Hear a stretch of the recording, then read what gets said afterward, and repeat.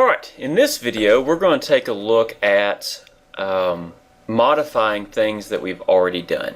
Okay, so in previous we talked about how in parametric you don't redraw something when you want to make a change. You go in and change your original parameters. So for example, you change your dimensions. So it's a good time to take a look at some of the stuff we've got over here. We've got these things called bodies and sketches. I'm going to hit these arrows to get more expansions here. And I want to notice that the light bulbs for sketch 2 and sketch 1 are turned off. Let's turn on sketch 1 to see what happens. And you'll notice we have the rectangle there. Let's say sketch 2. Ah, there it is. Wonder what happens if we actually say edit sketch 1. Ah, look at this. We're back in our original creation. And that's interesting. And wonder what happens if we'll say stop sketch. Let's go back to sketch 2 here and say edit the sketch. Interesting. Alright, so we're seeing things. We're seeing lines and features. So I'm wondering what we can do, what we can create, what we can add to our creations, those kind of things. Let's see what we can come up with. Okay. One of the neat things about parametric and this whole 2D sketch to 3D sketch is the ability to manipulate geometry after the fact. So look at this. If I click on one of these lines, notice that I'm not trying to draw or sketch anything. I'm just, and you, by the way, if you're running a command, you can hit escape a couple times to back out whatever you're doing. Anyway, I'm going to click on this little edge right here. See this little white dot pop up? Guess what that is? Yep, that is a pulling feature. So I can pull this around. And maybe let's rechange our design a little bit. Let's pull this down here. Let's pull this here. Maybe get a little action this way. Oh, missed. Try that there. Try that again. There we go. And I'm going to finish. I'm going to say stop sketch. And slight difference. Let's take a look at that sketch again. Edit sketch. And this time, let's do something a little bit more drastic. Let's pull it way down here. And stop sketch. And look, our entire feature that we created has now been modified. That whole 3D object. And that's important to understand because you make changes to your designs after the fact. That's always going to happen. But the way that you make changes to your design is don't go redraw it or delete it, is to go back to the sketch, right click and edit on it, and then change it from there. Grab a point. Let's see if we can pull this thing up this way. And say stop sketch. And now we have a different shape. Well, not different shape, different size. So one of the key things to always keep in mind is you want to design with change in mind. So, and we'll talk more about that over time and you'll learn that, but you can always go back and edit your sketch. So here's what I want you to do. I want you to pause the video, take your creation, go back and right click on one of your sketches. You might need to turn one of your sketches on to see it. Right click and say edit sketch, and then go back in and make a modification. Change it, pull it, tug it, whatever the case may be to change your shape. Pause the video and do that now. Alright. So now let's talk about adding some more features. So even though we've got this model, we've done some sketch editing, let's see what other kind of shapes we can create. I'm going to hit sketch here. Actually, I'm going to call it a new sketch. By the way, you can go back and edit old sketches. So for example, let's go into sketch 2 here. I'm going to right click and edit. And I'm going to add a new shape. I'm going to add a circle. Let's go, a 2-point circle should be fine. Right here, looks like it's going to be, I'm going to type in 12 and hit enter. And place it there. Notice that I now have a dimension. That's going to be crucial here in a second. So there it is. I say stop sketch. And I want to tell it to create again. And I want to choose that zone. Let's say we're going to type it to be about 25. Hit enter. And now we have an object to work with. Now, let's go back to our parametric model concept. If I want to change this diameter, let's go back to sketch 2. Edit sketch. It says 12 there. I don't want 12. I'm going to double click on the actual text there and say 15. Hit enter. My circle is now bigger than it was. I hit stop sketch and now I have a bigger cylinder. See how instantaneous everything is? You know, by me changing that shape, I have changed the overall cylinder. Let's do another demonstration. I'm going to hit new sketch, click on the top zone here, sketch something different. Let's go with an arc perhaps, a 3-point arc. I click here, and well, that's a little bit complex. Let's start off smaller. Let's go sketch. Let's go, how about just a triangle? Let's go line. I'm going to click here. I'm going to type. Notice how it's got this blue highlighted 18 over here on the side on the right that I can't put my mouse to or it's moving my line. But let's just say that I type in 20 here. I hit tab to switch to the other dimension, and I type in 65. Hit enter for both, and now I have a line that is 20 units long and 65 degrees from this horizontal, which is fine. I'll switch to a line command, click this, come this way, type in 16, hit enter, and then I click here to draw another line, hit here, and join them together. Always trying to click on the grip points that it gives me. So now I have a triangle that is 16 across the base. It has a leg of 20 at a 65 degree angle. Now, we hit stop sketch, we hit extrude, we click inside that zone, and we type in here 25, enter, and then we have a new creation. But like I said, it's always about the editing. Right click on this, say edit sketch, and I'm going to change the base from 16 to 18. Triangle gets bigger, and we hit stop sketch, and it's bigger there too. Now, let's have you do that. Go ahead and pause the video and go make the same size triangle on your block that I did. Don't forget to use the tab when you're drawing lines to length and angles to switch between the value of the length and the value of the angle. Hit enter after you type these values in to accept it. Pause the video and recreate what I've done. Alright, now let's see what some other features are we have to our advantage. By the way, you can just double click on a sketch to get it that way, and then stop sketch that way. So we can also, let's see, what other features should we learn real fast just to get you going? Actually, before we do that, let's do this. Let's have you go ahead and make something else. Let's actually try a little something different.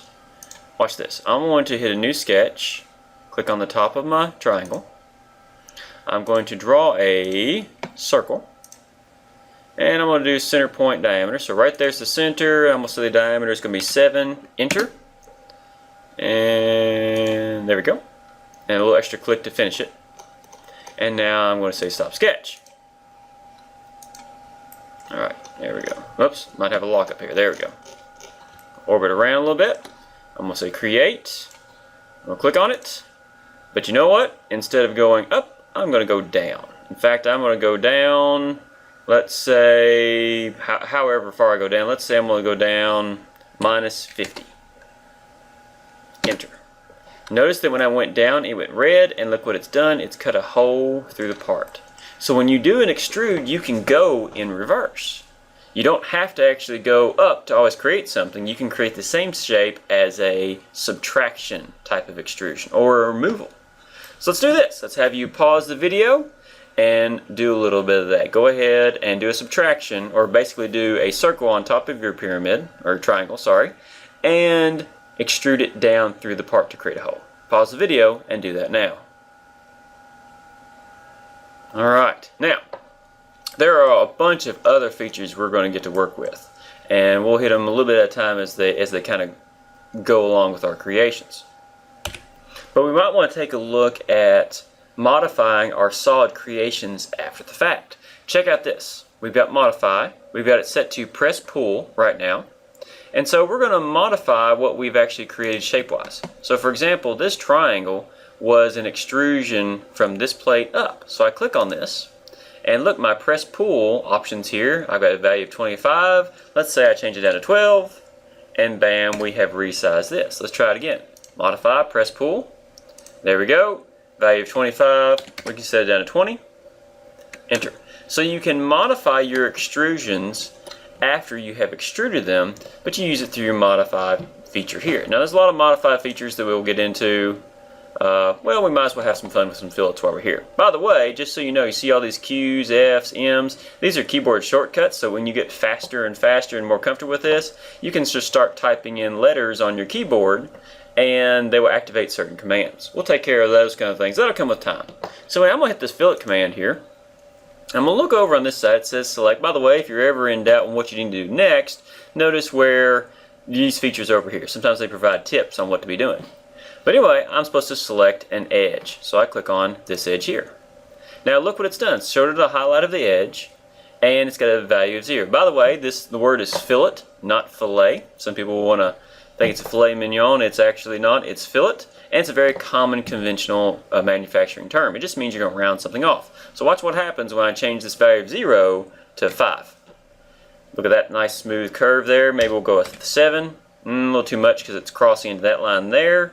So let's go back to 5. That looks good. I hit enter.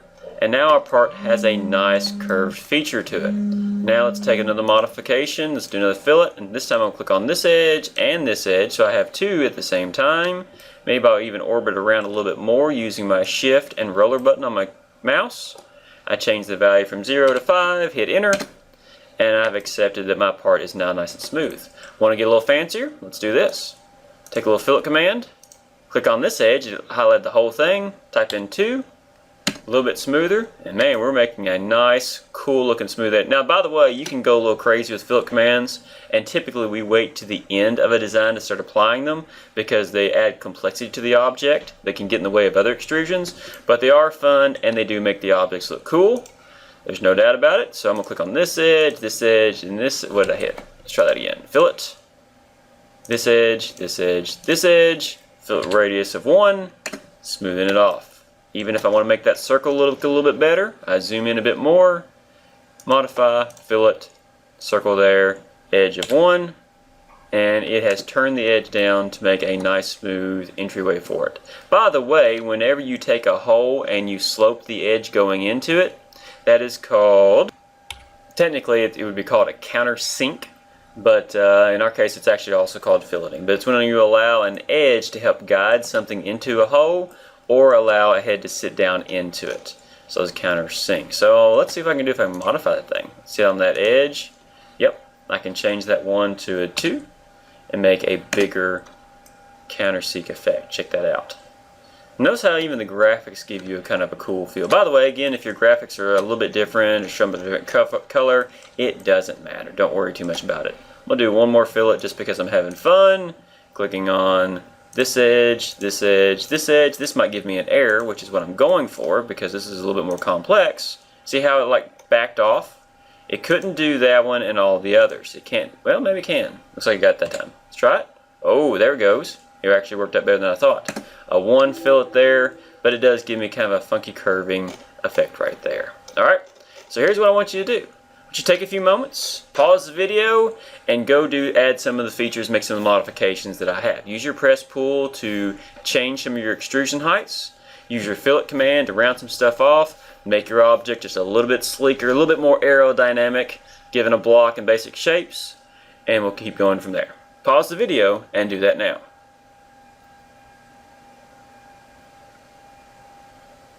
Alright, let's do another little creation. Let's say I want to drill a hole from here into this object. Let's see what goes on. We'll hit New Sketch, hit this zone, and I'm going to zoom in so I can get nice and close, hit my sketch to circle. I'm going to place the circle somewhere around, let's see if I missed that. Let's try that again. Circle, center diameter. I'll place it about right here. And I'm going to spread it out to be about let's go about a 4 millimeter size circle. Hit enter, and I click to finish. And now it has a diameter of 4 and it's located there. Stop sketch. I'm going to shift and pan so I can see it. And I'm going to say create. And go this way, turn around, pull it this way. Doesn't really matter how deep it is because I'm all the way through the object. Hit enter. And now I have this weird, funky sideways hole going through the part. Now, what would that be used for in actual manufacturing or creation? That might be used for a key or a cotter pin, not cotter pin, sorry. It's a set screw is actually what we're talking about. So a set screw could be used to actually go in. Let's say I had a bolt coming down through here. I could use a set screw to come in there and hold it. Except it wouldn't come all the way out the other side. So I would probably need to modify that hole so it actually only went in through there. Now one thing I can do to save time is I can just undo and hit your little button up here, undo. And then I'll just again hit create, select my circle. This time I'm just going to pull it till it goes about halfway through the part and hit enter. And now it is a perfect place for a set screw to run into a bigger screw and help hold it in place, or shaft, whatever the case may be. Alright, once you do that, pause the video, go add a set screw hole about the same size into your triangular extrusion. Pause the video and do that now. Alright, excellent. So assuming you've got some experience there, if you want to play around, make your object even more complex, more smooth, go right ahead. That's the nature of what we're doing, is to have fun and create. Be imaginative. So more tools to come. We'll see you on the next one.